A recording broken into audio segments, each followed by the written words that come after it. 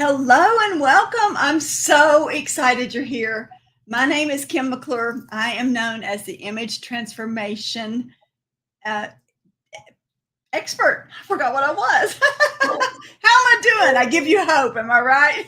Oh, and I'm so excited because today we have a special guest, and you guys are in my community, the Stepping Out with Confidence community. And so let me tell you about this wonderful lady. She is from Australia. How fun is that? We were just speaking about how amazing it is that we can have friends around the world. Is that not just, doesn't that blow your mind, Aimee? I mean, just, yeah. Especially when I'm in the future, technically. Yeah, it's set. It's the afternoon the next day for her. And here it is a day for me, a Wednesday for me. So there you go. All right. So she is CEO and founder of A Glass of Natural Health and Wellness. It's a community helping women break free and transform to create a healthier, happier, more abundant life through mindset, health, and wellness education. With degrees in criminological and forensic psychology, that's way cool.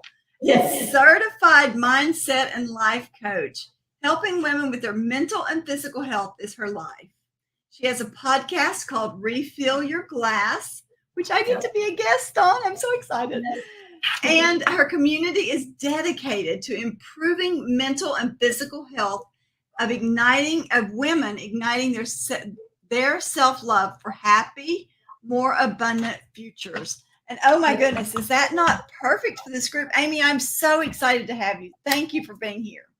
Oh, thank you so much for inviting me. I'm so happy to be here and get to chat with your community and share some knowledge and wisdom, and hopefully get some knowledge and wisdom back. That's what these communities are all about. We love to share our experiences, and everyone's experiences and journeys led them to where they are now, and we can all move on from that in all different ways. So it's pretty powerful stuff. Yes, for sure. And what I'm going to do is I am going to, I think, take myself out of the picture, which I normally don't do, but I want to do that because I want you to share for the next, I don't know, 15 minutes or so. If you need me, just say, hey, Kim, and I'll come back on. I'll come back in. I'll be here, but, I'll be back in the scene. So, but Aimee, if you would take it away, I would be greatly appreciative. Yeah, so as Kim said, my name is Aimee Glass, and I am in Australia. I'm in a lovely state called Queensland, so we're kind of subtropical, and it is technically the next day here. So it is so wonderful that I get to come on to other communities all around the world and share some knowledge. So a little bit of background about me. As Kim said, I have degrees in criminology and forensic psychology. So by day, I fight crime in law enforcement here in Australia, and then by nighttime and after work and stuff like that, my mission is to help women and to feel better, to make themselves feel like they are themselves, and they can look in the mirror and not critique every inch or hate themselves, and just really start living the life that they deserve. Because I myself have suffered, I have a rare muscular dystrophy. So that meant that growing up, I was exposed to the medical world very young, and been doing all that kind of stuff. And I've basically, this has led me to where I am now. Now, if you asked me a couple of years ago, would I have a podcast? Would I be online talking?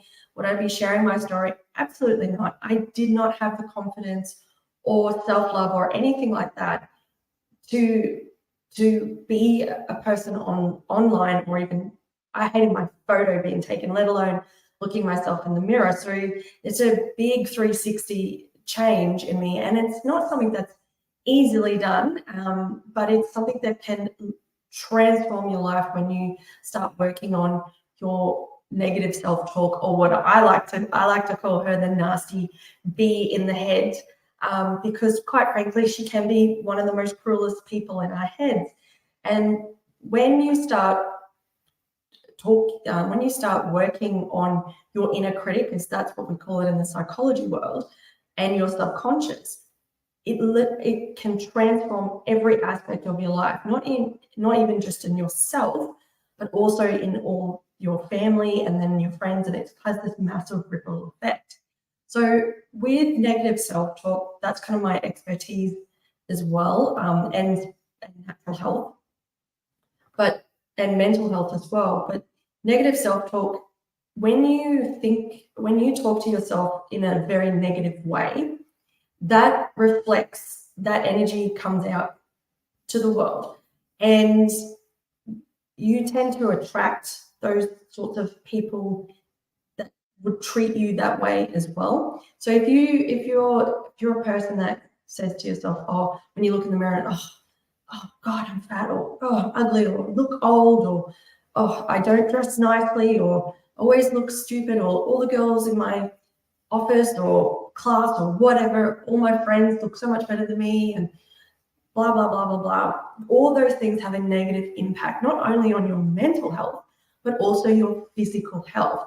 Now, this is something that research is coming out now, which is really, really exciting with neuroscientists and stuff like that, how the mind and how your subconscious has such a physical impact on your physical health.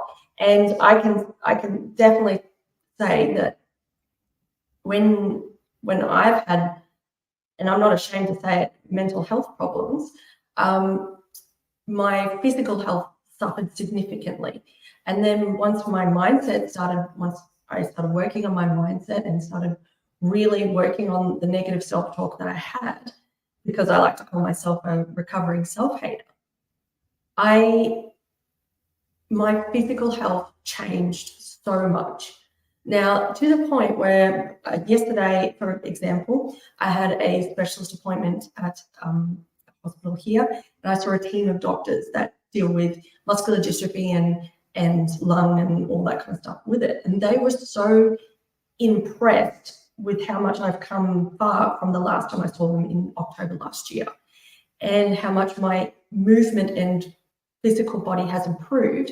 And the only difference physically that I've done is probably change my diet a little bit, but it's all the mental work that I've been doing in the last 2 years that has really had the impact on my physical health, that's made the big difference. So as I said, I'm a recovering self-hater. So if you're a person that has negative self-talk, you are not alone. It's probably the number one thing that across the world that causes mental health problems. And when you have negative self-talk, you tend to have limiting beliefs. They go hand in hand, and they kind of fuel each other as well.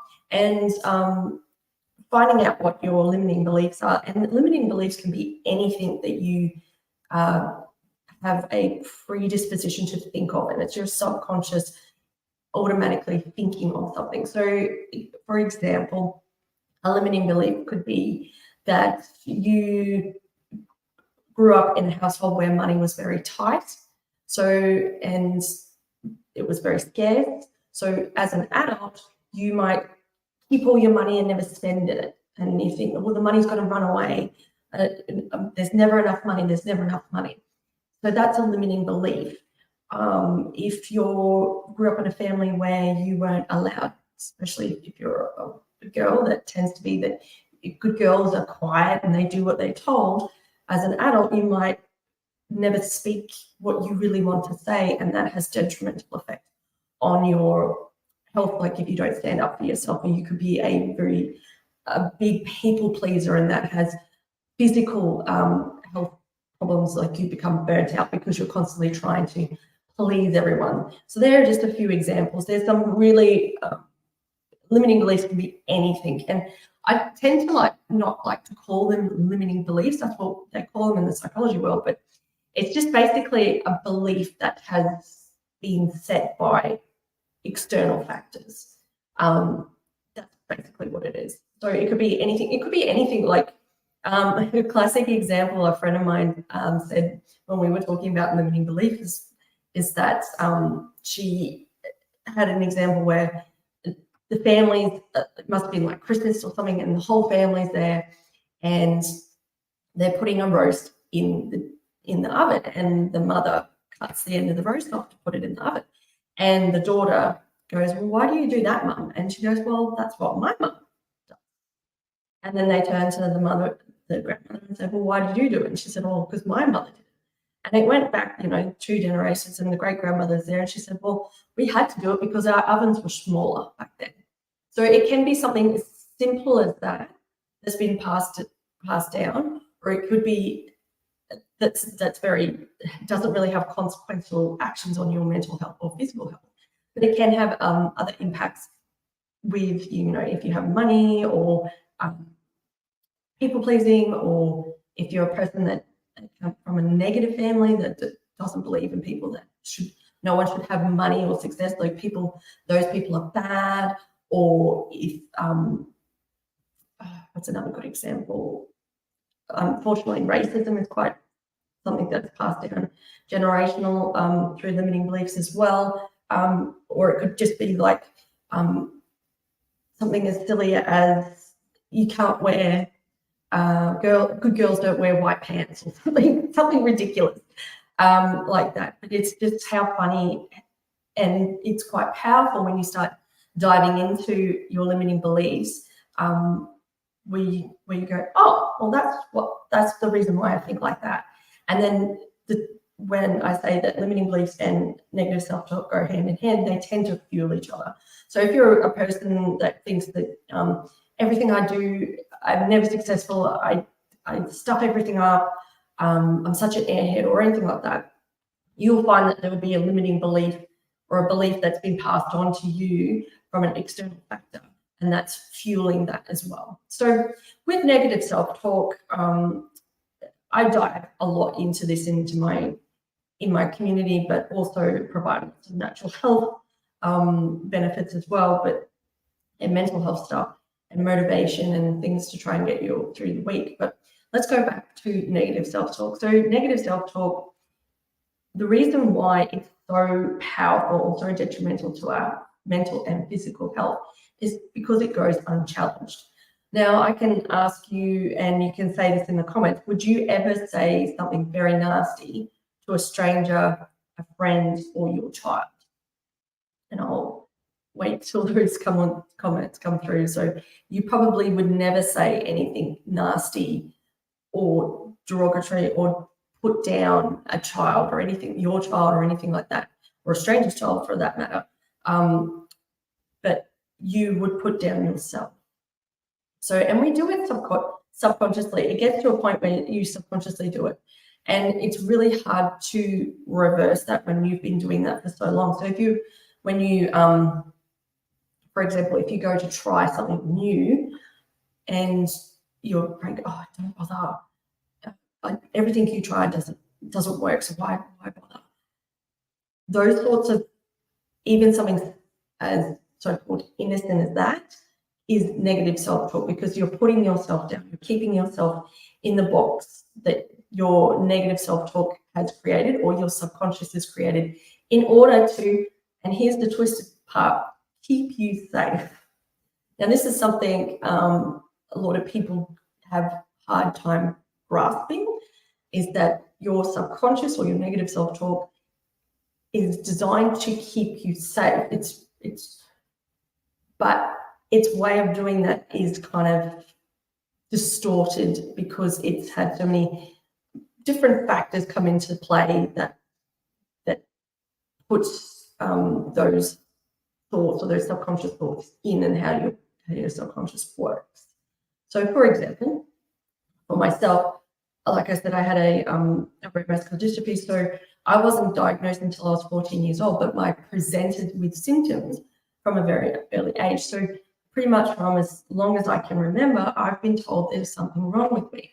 Now, this is something that recently, through the power of hypnosis, because I'm working on a lot of trauma, and I have to deal with a lot of trauma at work as well. I've been exposed to quite horrific things in my job, and that's something just that comes with the job, but I've also had to deal with a lot of significant illnesses and a few things that aren't good, that I wouldn't wish upon my enemies.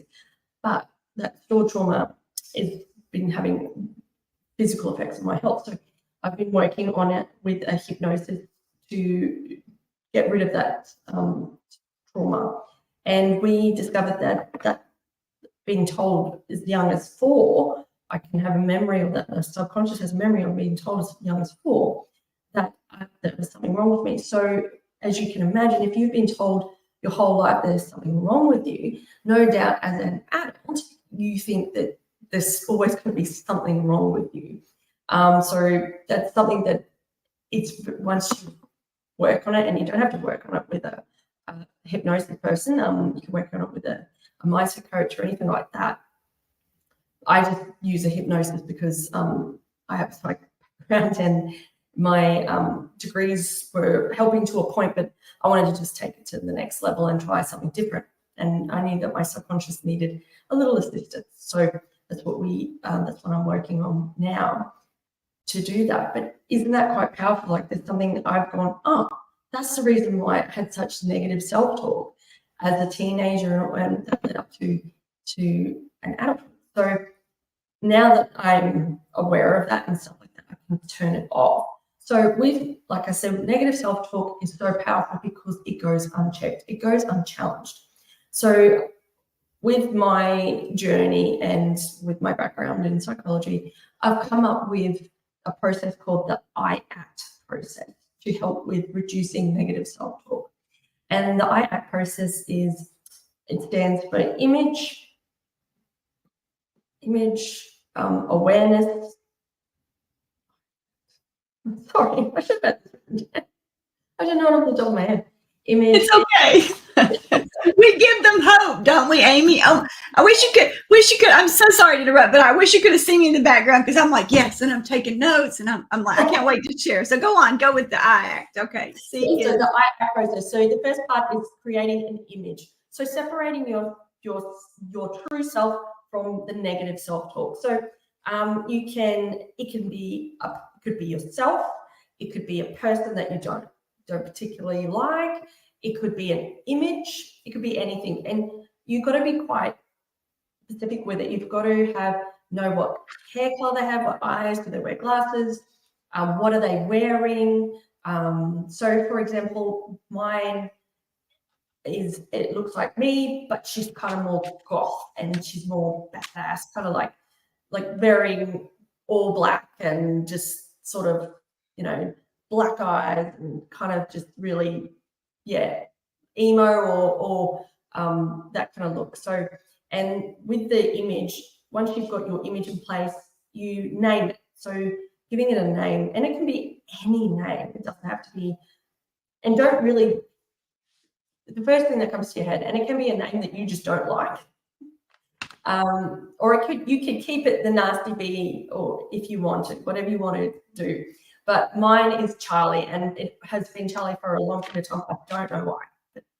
So when you've got your image, then you become the next part, which is awareness. So you know when, for me, Charlie's talking, and when your true self is talking, and that's pretty easy to determine. Anything nasty or downgrading or derogative or anything that put down is going to be your negative self-talk talking, and anything that's positive or uplifting or anything like that is going to be your true self-talking. So that's awareness. And then when you can separate them, it really starts, because you can go, all right, that's Charlie talking now. I can let her say her piece. I'm not going to listen to it, but I'm going to let her say her piece, and I'm just going to shut the door. Or the next part, which is cross-examine. So you can put, for me, as having a law enforcement background, I like to think of it like a courtroom or a police questioning room, and it'd be like, put the spotlight on. It's like, oh, okay, if you're saying I'm ugly or I never look good in clothes or anything like that, where's your evidence? And unfortunately, your negative self-talk is the best defense lawyer in the world, because they will bring up anything and distort any memory for their own benefit. Mm-hmm. But then you can question it back. So that's when I said that negative self-talk is so powerful, because it doesn't get challenged. So challenge it back. So say example, that whole ugly thing.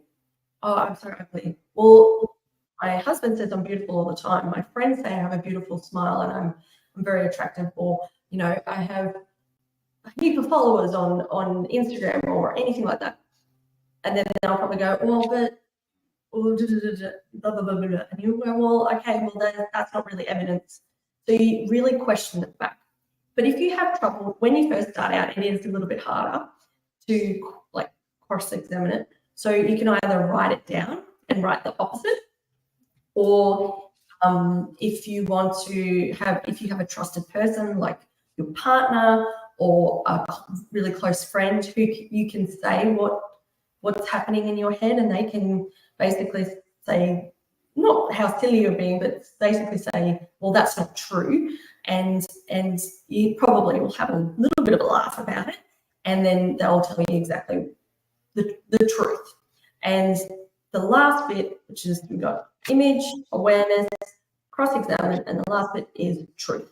So your true self talking. And once you're able to separate your negative self-talk and your true self, always going to be there. That is the subconscious. You can never turn it off. There's not a psychologist or neuroscientist in the world that can turn it off. However, you can turn it down and you can ignore it to a point. You can turn her volume down, turn her power down. That's basically what you're doing, is turning the power down when you cross-examine it, when you put all those things in place. And then you can start working on your true self. And then you can do things that boost your confidence and stuff like that. So Kim's an excellent one for image and feeling good. So when you feel good, look good on the outside, you're obviously going to feel good inside. If you gratitude is a really powerful thing. It's something I thought was a whole bunch of hocus pocus not so long ago, and same with meditation. And I can tell you now that I'm the absolute opposite to it now. Gratitude is extremely powerful, and same goes with meditation. And you don't have to spend hours a day meditating. I literally meditate minimum 10 minutes a day. And I've got some really good meditations I can share links to. They're really uplifting and positive, and they give you some energy. They're really good to start the day with. And eventually I'm actually, with meditation, I'm taking it to the next level. And in October, I'm going to start learning how to become a sound healer with crystal sound bowls and stuff, because the frequency and waves of the crystal sound bowls put your brain into theta and beta waves, which is deep relaxation, and you're allowed to, your body recharges and your cells regenerates, and you can heal a lot better. So that's something I'm extremely excited about to get into. And I love music. Music is a powerful thing for me. So yeah, that's sort of a brief little overview about negative self-talk. But if there's any questions, please put them in the comments. I'm more than happy to reply to anything. And if you have any if you have questions about more about the IPAC process or how to identify your limiting beliefs and stuff, I can give you some workbooks, some worksheets on how to identify limiting beliefs and how to reduce your negative self-talk as well. I love this, Aimee. This is it. It's crazy how that it's like a God wink where you get, I don't know, about a month ago, I was turned on to a person, and that person then turned me on to another person. And then like today I was working with a pitch coach, and I'd worked with her all week. And when we started out on Monday, she called me out on some negative things and made me talk to my inner child. Yeah. And it's funny because you know it, but if you don't have a community or you don't have people that will call you out on it, you can slip back into it in a heartbeat, because it's always there. And so I love what you shared. I love that I act. That would be a great thing to have hanging on your mirror, a post-it note hanging on your mirror. So, yes. That's I have on my mirrors, and in my office I have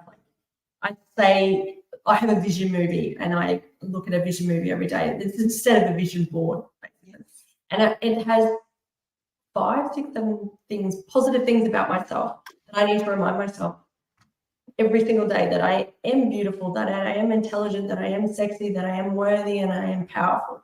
And the really brilliant thing is that your subconscious doesn't know the difference between reality and not fake, but what's not reality yet. So you can, if you're a person that's currently going, okay, I understand what you're saying, Aimee, this is something I need to work on. Just start by writing on a post-it note or a piece of paper, or even if you write it every day, start with 3 positive things about yourself, then go to 4, then go to 5, and then build up from there. And just keep saying them to yourself. Really good way to do it. Record it on your phone, on your app, put some lovely music to it, and then it even tricks your subconscious to think that's not even you talking, and it just does that. So that's what hypnosis really is. It allows you in deep relaxation. It just taps straight into your subconscious and helps weed out or get rid of all that junk that's been chucked in there from other people or yourself, and allows you to really keep that positive mental attitude going and getting rid of all those limiting beliefs and the negative self-talk point. Yes. And I can tell you that really helps. I can say hand on heart that I've had a bit of a rough couple of months, or probably a rough couple of 6 months, to be honest. And it just came to a head recently, and I was just absolutely burnt out. I had pneumonia, and I was really, really sick and really dangerous because of my health. And I'm just like, okay, cool, I need to rest. My mental attitude dropped significantly, and I was really in a funk, and I couldn't, all the little tricks were helping, but they weren't enough. And then I went and saw my hypnosis person, and she did a new meditation. The next day I was so much better. It's like a switch. So much better, and I felt I had more energy and everything. It's just so, when your mental attitude is not in a positive place, your physical energy is drained.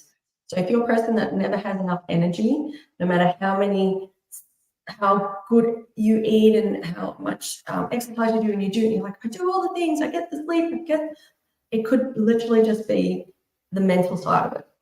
And so it's so powerful, and you'll be seeing a lot more of that neuroscience research coming out, because they're really working on the whole term shadow work, and which is basically just stored trauma and how that physically affects your body. And they're basically saying that there could even be that most serious illnesses are actually, they know that stress causes a lot of serious illnesses, but stored trauma can also, which is basically stressed in a high intense form, can cause a lot of some cancers and motor neuron diseases and autoimmune diseases. So it's really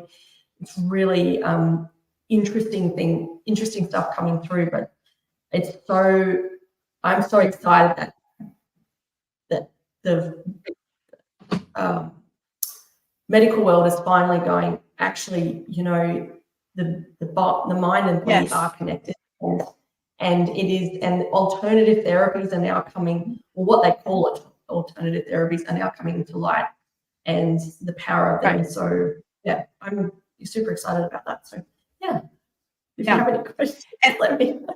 No, but it's amazing. It is amazing. I am just in amazement how, like I said, how God works. Because I mean, at the beginning of the week, I started with this coach, just for this 5-day session, and the difference in me from 5 days ago, because I had allowed myself to get into a little bit of a funk because another coach I was working with had kind of poo-pooed what I was doing and said, that's really not where you need to be, blah, blah, blah. And I had allowed it to take me down. And this is where I'm supposed to be. And knowing that, and being able to it's just crazy how the mind works. The mind is an amazing thing. And the fact that God gave us the mental ability to have the choice, and the fact that we can heal ourselves, I'm so thrilled to have you on here. We're going to have your information and all the links. You guys, please reach out. Go on go listen to her podcast. Her podcasts are amazing. I learn every time I listen to them. And so I am just so thrilled that you gave us the time. I really, really appreciate it. And I'm so thankful we connected. I mean, how cool is that? Texas and Australia. I know, and a few, and it was all because we did a similar coaching course, or we did the same coaching course eventually. But I've met so many amazing women across the world, and it's incredible. And I do a lot of international stuff in my job because it's really weird. During the day I sort of investigate online crime, so social media crime. And then I jump on and I try and bring positivity and light to social media. And sometimes it is quite hard when I've had a bit of a bad day, but a draining day with the cases that I'm working on. But social media is a powerful thing. It's a powerful thing in both good and bad. It can have a really bad effect, and I know all too well how bad it can be, but I also know how powerful and good it can be. So yeah, I have a YouTube channel that I'm just working on at the moment now to really spread that positivity and mental health. And I really want to make mental health not a taboo, that it's okay to feel not okay and to reach out and help and get help, because so many people don't. Mm-hmm. And unfortunately, some people take the ultimate thing and they take their lives. And it's, to me, that's so sad, because I don't know myself. I've been in that position where I've thought about that, and I know how someone can literally, someone as kind as being a smile or saying hello to someone, being kind all the time, yes, can literally save someone's life if they're having a bad day. So yeah, being positive and stuff. And look, you don't have to be happy and smiling 24/7 a day. No, you don't. But just being happy in yourself and loving yourself has that ripple effect, because if you love yourself, that energy, whether you are religious or not, the energy it has a ripple effect onto your family, onto your kids, because if you love yourself, obviously your kids are going to love themselves, right, and they're going to have self-confidence and emotional intelligence and all that kind of stuff. And then that ripple effects. It has a massive ripple effect. So yeah. It truly does. It truly does. I just, again, thank you so much. This was wonderful. I'm thrilled that you're here. The timing is impeccable. And so again, thank you so much. Her name is Aimee Glass. Her podcast is, I'm sorry. It's called Refill Your Glass. It's available on Spotify and Apple Podcasts. And if you're a person that is more visual than listening, it's also available on YouTube under A Glass of Natural Health and Wellness. Fabulous. All right. Thank you again, Aimee, so much. We so appreciate you. Bye, guys.